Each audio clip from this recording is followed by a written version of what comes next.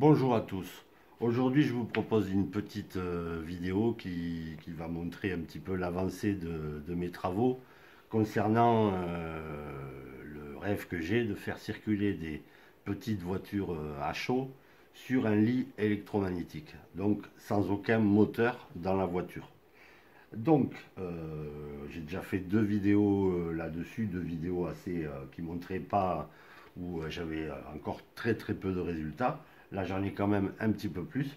On va voir que le truc peut fonctionner, que le côté physique fonctionne. Alors voilà, comment on va faire ça? Alors j'ai toujours pour le moment mes PCB là. Euh, je verrai si je garde cette solution là ou si je passe avec une autre solution en fabriquant moi-même des secteurs. Donc pour le moment, on est toujours avec les PCB deux couches, donc en 70 micromètres de cuivre, ça c'est très important. Après, on a ici trois ponts en H. Alors là, c'est des ponts, ce sont des ponts en H, bon, de petites factures, hein, ça vaut pas énormément, mais il en faudrait par contre énormément. Si on voulait faire le projet rien qu'avec ça, il en faudrait énormément. Donc là, il faudra simplifier ça grandement. Entre parenthèses, ces ponts en H, je les ai reçus. En ce moment, c'est vraiment galère, hein. Je les ai reçus dans une poche, une vulgaire poche. Et à peu près tous les ponts en H ont des bornes, ont des pins tordus. Ben là, on peut pas le voir parce qu'il y a des fils dessus branchés.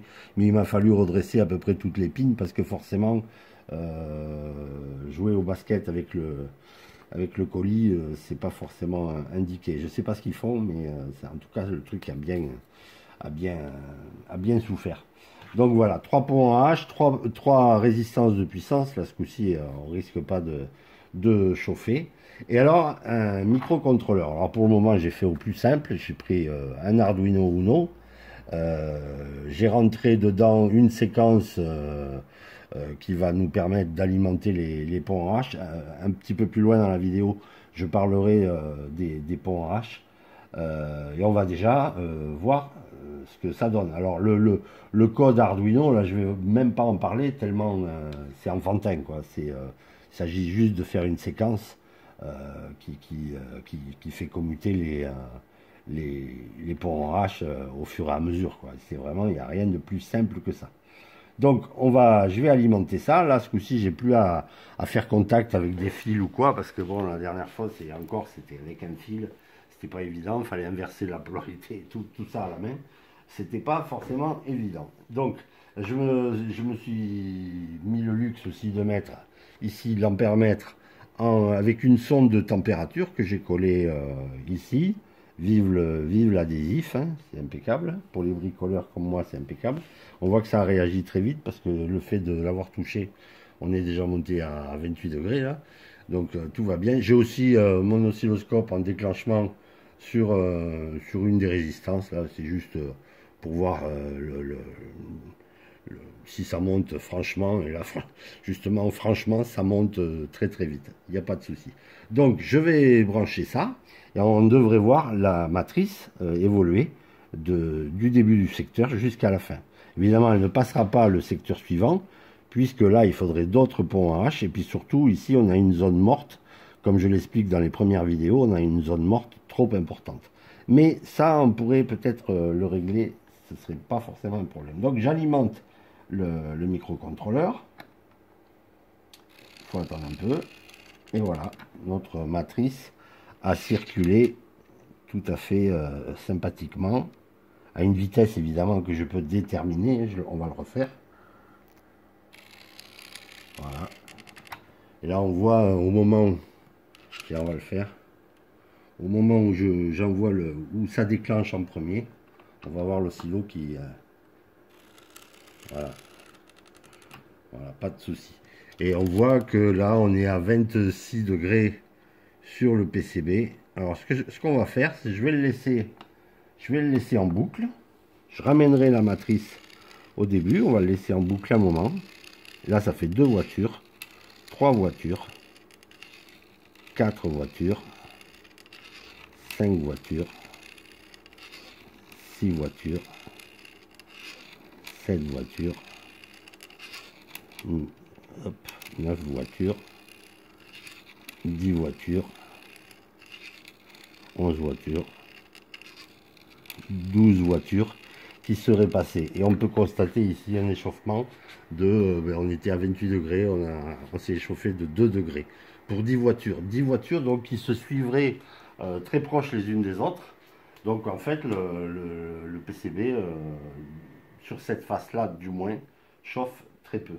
Évidemment, bon, de temps en temps mon alim le ventilo de mon alim se met en route. Alors avec quoi j'alimente ça? Ben là j'alimente ça pour le moment en 15 volts. Alors la lime nous donne la moyenne de la consommation. Peut-être on pourrait filmer ça pendant que ça tourne. Voilà, on voit qu'on est à 1 ampère, 15 watts, donc très logique, à cette vitesse-là. Voilà. Évidemment, si je vais moins vite, on consomme moins. C'est tout à fait normal. Voilà. Donc là, il n'y a pas de souci au niveau physique, ça fonctionne. Alors là où on a un petit peu plus de difficulté, c'est sur l'autre côté, pour faire diriger la voiture à gauche ou à droite. Ça marche, mais je suis obligé d'envoyer un petit peu plus de courant. Ça, c'est dû au fait que le PCB a une certaine épaisseur, 1,6 mm. Et comme je l'ai déjà dit, chez JLC PCB, quand on veut 70 micromètres d'épaisseur de cuivre, ce qui là est quand même important, c'est important d'avoir ça. Quand on veut 70 micromètres d'épaisseur de cuivre, et malheureusement, on ne peut pas descendre en dessous 1,6 mm d'épaisseur pour le PCB entier. Ce qui fait que les pistes qui sont dessous et qui dirigeraient la voiture à gauche et à droite, c'est pas... c'est moins efficace, on va dire. Ça marche, mais c'est un petit peu moins efficace. Voilà, de toute façon, je ne l'ai pas câblé.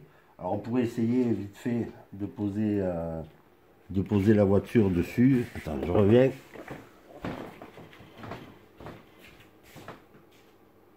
Alors, je ne vais pas la coller, hein, pour le moment, c'est encore trop tôt.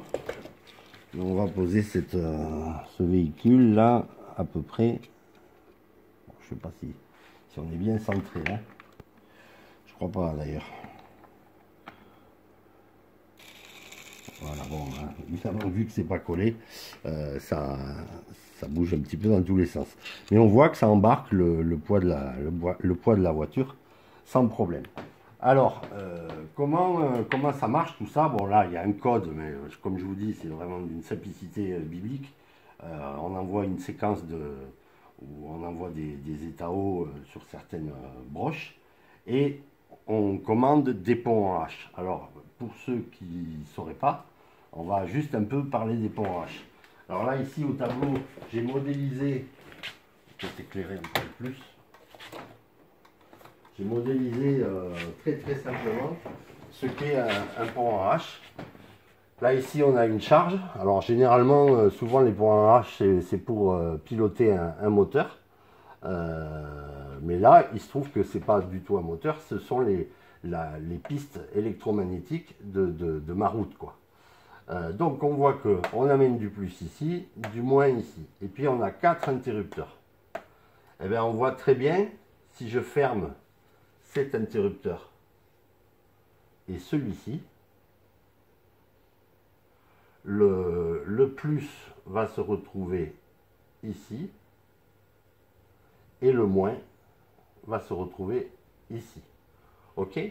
Maintenant, je vais fermer, surtout je vais rouvrir cela. Je pourrais peut-être me servir du guette pour effacer, mais je pense qu'elle ne va pas être d'accord. Hein, guette? Ouais, t'en fous.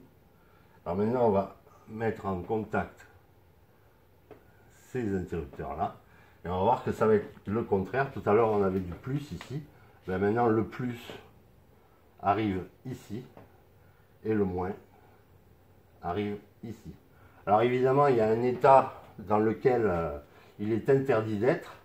C'est par exemple de faire à la fois contact ici et ici. Là, on voit que on crée un court-circuit assez, enfin, plus important que ça, on ne peut pas.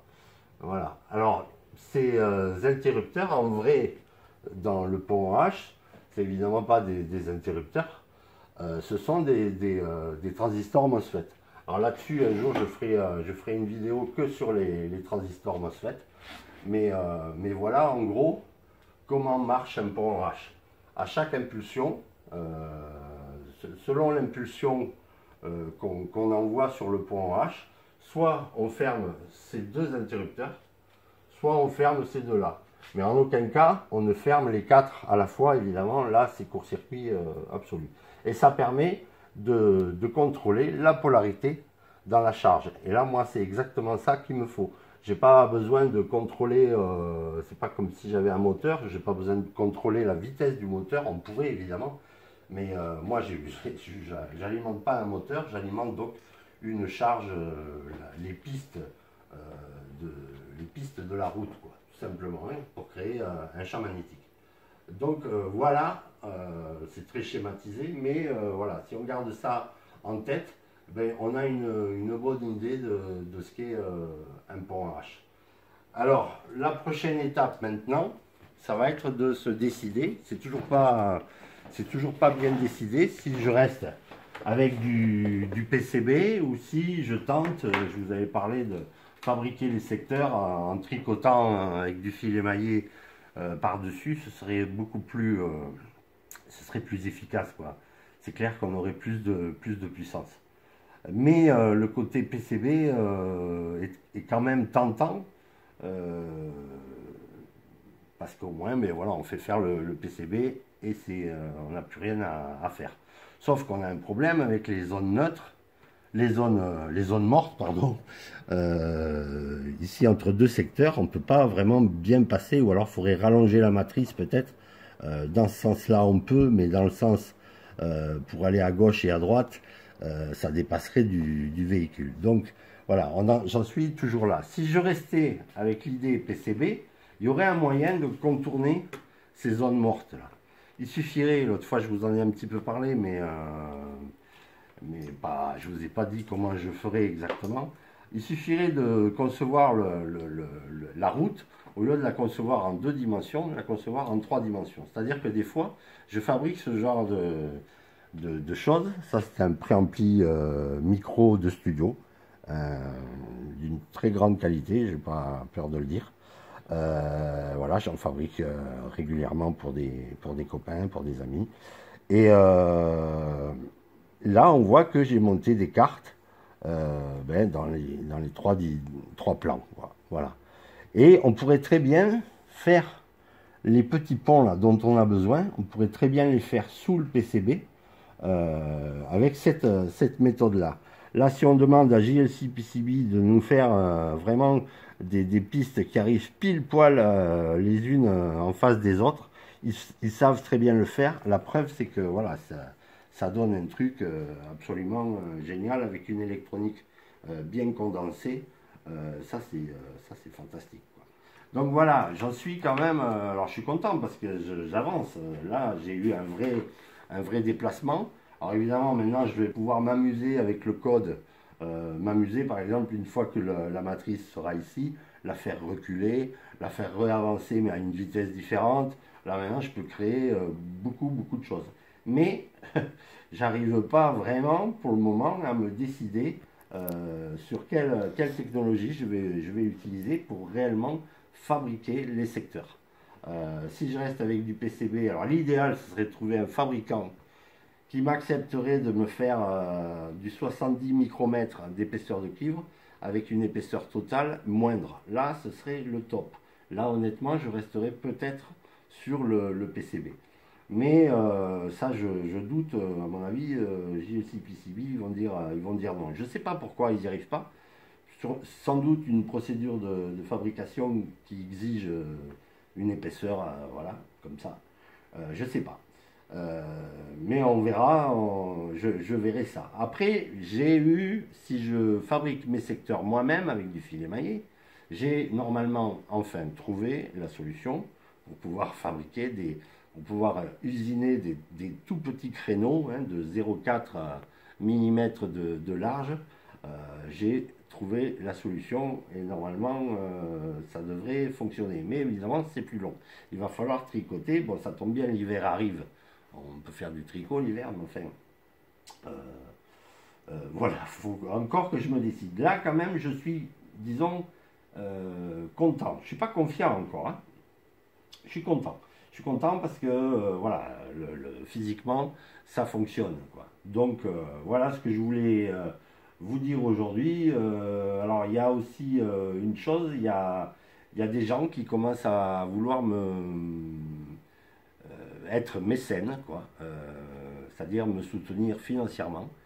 Donc j'ai créé pour ça, je vais créer du moins un lien, si vous avez envie de donner quelques euros même, juste, je vous réserverai évidemment un accueil encore plus chaleureux. J'espère que quand on me contacte, je suis chaleureux, mais on pourrait aller encore plus loin. Voilà, chaque euro compte, hein, parce qu'il y a aussi quand même le nerf de la guerre, là, ça commence à devenir financier. Alors il faut que j'arrive à simplifier maintenant les ponts en H. Pas utiliser, parce que là j'utilise la bombe atomique pour tuer une mouche, quoi. Donc il va falloir simplifier tout ça pour rendre tout ça d'abord plus petit et plus facile à monter sur un PCB unique. Et voilà, voilà. Ce sera tout pour aujourd'hui. Je suis assez content quand même et je vous dis à très bientôt. Ciao, ciao.